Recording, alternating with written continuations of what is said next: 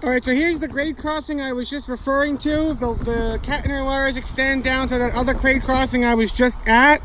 And then here's a better view of Long Branch Yard. You have 3 storage tracks on the left and more other storage tracks for trains on the right. And obviously this is the middle of the day, so the trains are all out on the line. But if you were here late at night, all these tracks on the sides here would be full of trains. This is where the electric fleet for the North Jersey coastline is based. You have the signals that are placed right on top of the trusses that support the catenary, and you have your typical, grade crossing lights, bells, gates here at the crossing like we do in Massachusetts.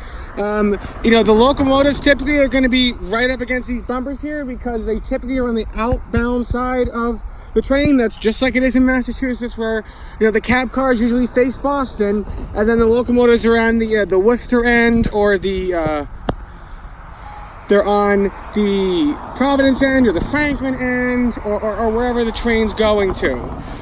This is something we could do in Massachusetts for these lines that have very close station stops together, like the Framingham-Worcester line and the southern portion of the Newburyport-Rockport line.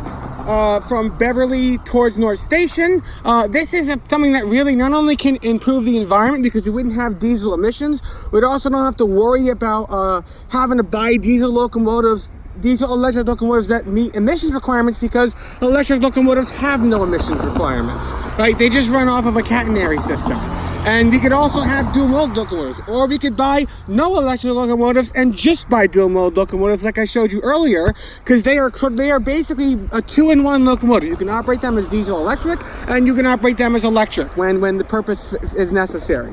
For right now, there is a shortage with New Jersey Transit for diesel electric locomotives. So actually, on my way down here, I saw they were using one just as a diesel electric locomotive on the Raritan Valley line, which doesn't have an electrification system on it, because they're short diesel electric locomotives.